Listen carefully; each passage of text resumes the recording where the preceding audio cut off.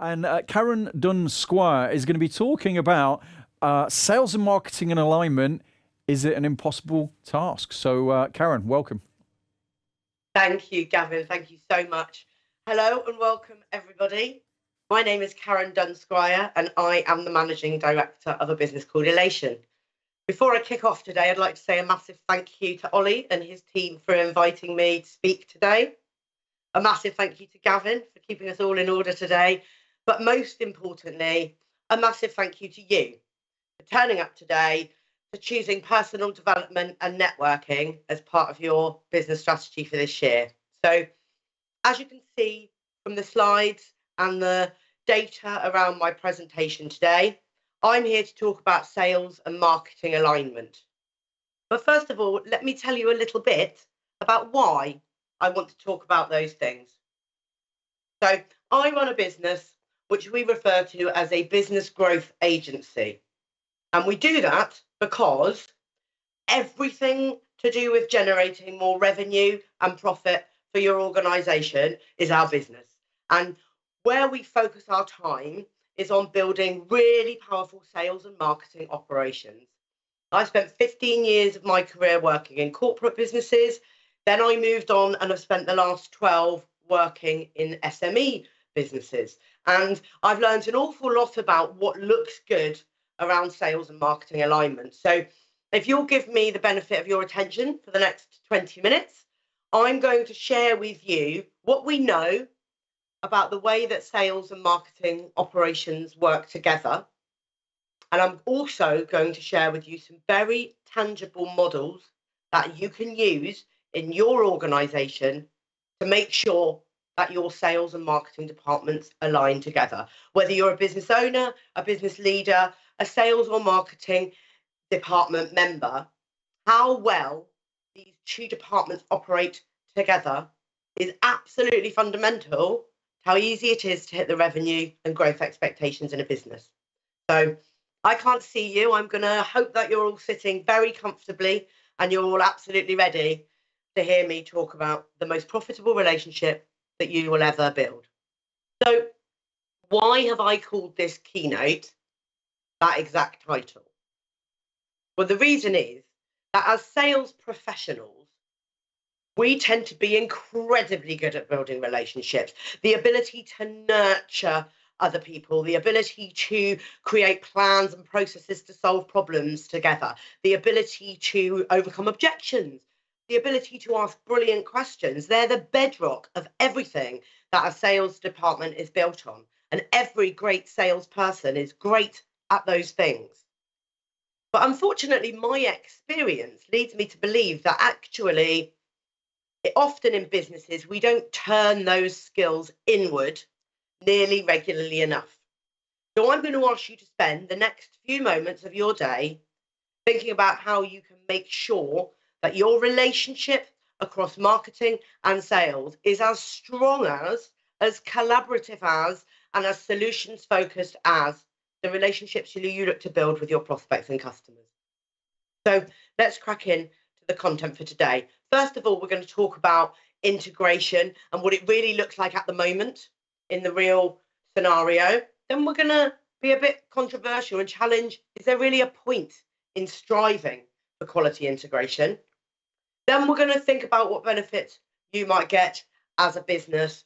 And I'm going to wind up the session by sharing with you specifically how you can shape that integration and alignment and what benefit you'll get through planning that collaboration. So make sure you have a pen handy, because not only might you want to take some notes about the things that great businesses do to create that alignment, you may very well have a question for me at the end, and I'd really love to take them. So make sure you jot them down. So this debate around sales and marketing alignment and how the two departments should coexist in a business has been raging for quite some time. Scholars, entrepreneurs alike have all had something to say on the subject. And I note here for you a couple of the esteemed commentators who have had articles, surveys, and materials published in this area. And this idea of the great turf war between the two departments, the debate has been raging. What we notice is a few things when we study the data. Typically, a corporate organisation tends to be quite marketing led. And if you're sitting there from a corporate organisation that is not marketing led, please know, there's an exception to every rule. And I would absolutely expect stereotypes to be broken. So it's by no means that every business takes this shape, but just to talk about trends. Typically, a corporate business would be marketing led. It would invest a lot in design and advertising. It would typically have senior level marketeers working in it, strong strategies being written and delivered. More typically, an SME business is sales led. The sales team would likely to be the first to be formed in a business. It would be the most mature department in a smaller business, and there will be smaller attention paid to marketing budgets. Now, whether that's true of your business or not, what that indicates for us is that the departments rarely sit as peers in the organisation. We refer to sales-led businesses and marketing-led businesses. We rarely see businesses in which the two departments are fully aligned and sit as peers. Now, why is this a problem? Well, what we know is that 68% of businesses across small and corporate organisations, 68% struggle to demonstrate any alignment between the two departments. There is no tangible and cohesive set of objectives and plans that drive both departments forward. That means that only 32% of businesses have really clear alignment across sales and marketing. Yet what we also know from a survey from Forbes as well, the same data set, is that businesses who have alignment are 78% more likely to meet their growth goals. So we've got an inherent contradiction here. And I'd like to take a few minutes to explore why that might be. So sales versus marketing, it's one or the other. We pick between the two. And this collaboration that we should seek to achieve in our business is rarely evident in any tangible way. And a lot of businesses would argue that the agendas between sales and marketing are so diverse that pulling them together is a devil's task and can never be won. We have different priorities in sales and marketing. A sales team are very turnover led, and a marketing would be very activities led. Your sales team are likely to be very people focused and focusing on the interpersonal side of things, whereas your marketing team are very analytically focused and task focused. Typically, sales departments have a shorter term view. They're looking to push for the targets for this week, this month, this quarter, whereas your marketing team are looking to take a much longer term view. Sales typically are very tactically led. They strive to carry out activity, whereas your marketing team strive to build strategy. So they are quite diverse in their agenda and objectives. So we're driven in different ways if we're in sales and marketing. So how can we align? Often we hear people say that sales generate the leads and marketing close them. Or we say that sales deal with the people and marketing deal with the analysis. We're very regularly hearing these two departments described at cross purposes, two different sides. But remember, they are the same coin. And what we know is that these stereotypes, if broken, will bring really, really significant benefit. Organizations who are able to align sales and marketing around one common goal make more money. So what's that common goal? It's easy. And it's everything that I'm going to talk with you about for the next 7 to 8 minutes. And that is aligning your teams around the same customer journey. Your customer's experience of your business dictates exactly how much money you make. And ensuring that that experience is world-class every single time is the job of both sales and marketing. So aligning these two powerful departments behind one very clear customer journey is the secret to business success. Your customer's experience of your business is made up of a set of very specific interactions that they have with your organization across a period of time, delivered in a multitude of different ways. And the process that you shape and how your sales and marketing department deliver on that process is exactly how you strive for alignment and also, of course, business success. So, businesses who take the time to align their sales and marketing departments all behind one really powerful customer journey get some really significant wins.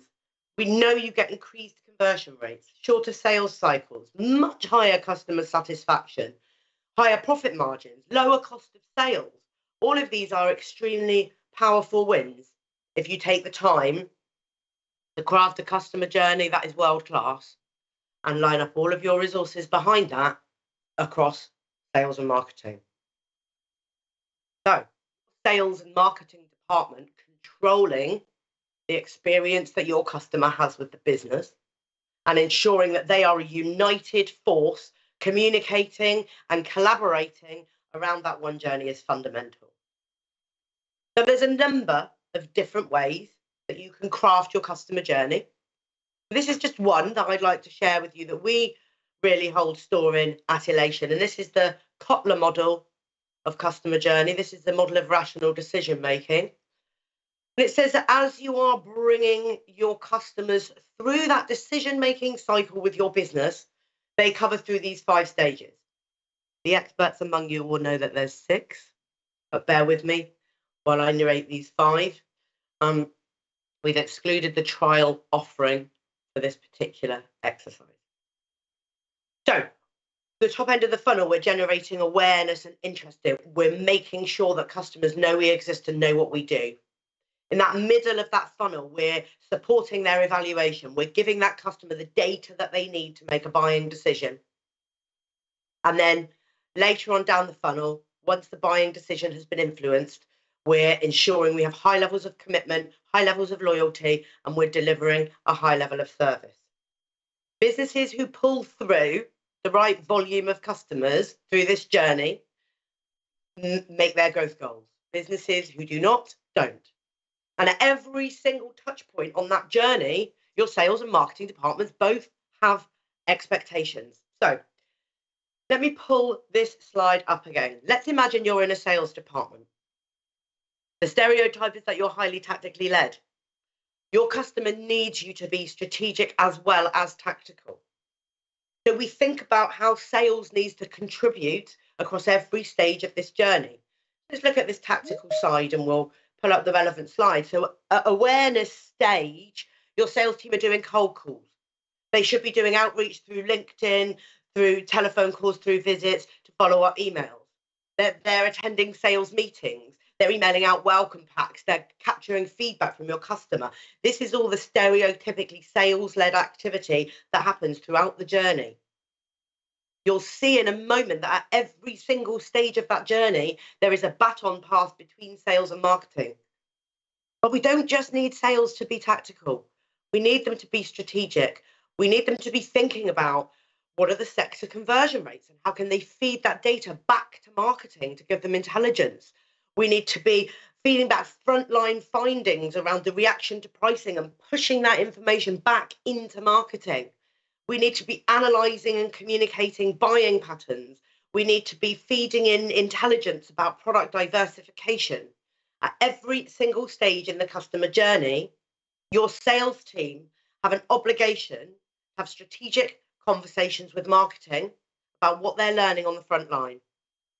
So you can see from this very simple example that considering sales involvement in every stage of the journey across tactical and strategic gives some real clarity around what their responsibilities are and how they communicate with marketing.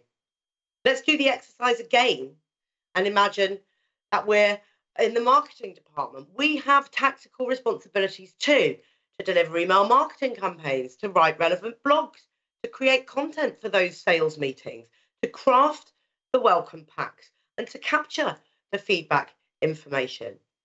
All of those specific tactical activities interlace with everything that is happening with the tactical activities in the sales department. And there should be really quality baton passing throughout. And once again, if I'm a salesperson, I'm relying on my marketing department to build me a quality database and provide me with details of my ideal customer profile. I want information on marketing trends. I need competitor analysis and buying patterns. And this information should be shaped, created, and pushed into the sales department. So these slides give you an indication of an exercise that should be happening in your business every quarter at least, which is around planning the collaboration between sales and marketing. Craft out that customer journey. Understand from a tactical perspective and a strategic perspective what role sales plays and what role marketing plays. Allocate responsibilities. Create an environment for shared communication. Line up these powerful resources behind that one really strong customer journey, and you have two opposing teams with opposing skill sets, with opposing agendas, driving towards the same goal. So you have absolute clarity and alignment, you have absolute clarity in responsibility and objective, and most of all, you have absolute clarity in how you obtain results for your business.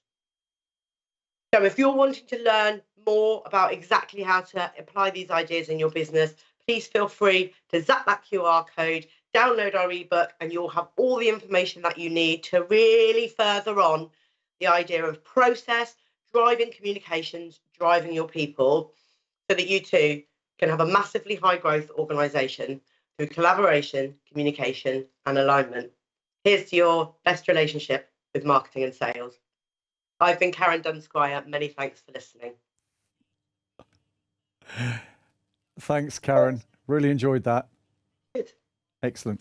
So I've started with virtually the same question for everybody because it's intrigued me as we go through this, because clearly the changing nature of sales and of marketing and the bringing together of them rather than lobbing things at each other over a 6-foot wall. So I'm curious, how do you see all of this impacting the change in mindset and skill set of salespeople? And if you've got an organization out there, how do you see that changing the hiring and the kind of talent that you want to bring into the business? Oh, isn't that interesting? So 2 questions, I guess, in that, wasn't there? Yep. The first one is, how do I see this changing in the changing environment? So, I mean, one of the things I've done a huge amount of in the last sort of 20 months is speaking with leaders about how the evolution that we've been through has impacted their businesses. And I think that what has happened universally is we as human beings have become ever more critical of our buying experience. The buying experience, we invest more time in it. We have much higher standards for it. We are much less tolerant for error and mistake. So I think what that's seen is the strong rise to the top. And those people who aren't prepared to adapt, innovate, and diversify haven't seen themselves competing as well as they had before. So I think more personal development, more diversification, and more focus on giving the customer even more than they might have expected from you before. Is that common to your experience, Gavin? Yeah, it is. It is. And how do you think that impacts the kind of salespeople that we should be recruiting then? Interesting. I mean, one of the other themes I think that's come out of the last 20 months in business for me is that organizations who've taken a really people-centric approach have thrived. And that applies to the way that they treat the people inside their business as well as the people outside of their business. And, we've always talked about needing salespeople that ask great questions and unearth need and build relationship and solve problems and add value. But commonly, a sales team tends to be made up of people who are finance focused, not people focused.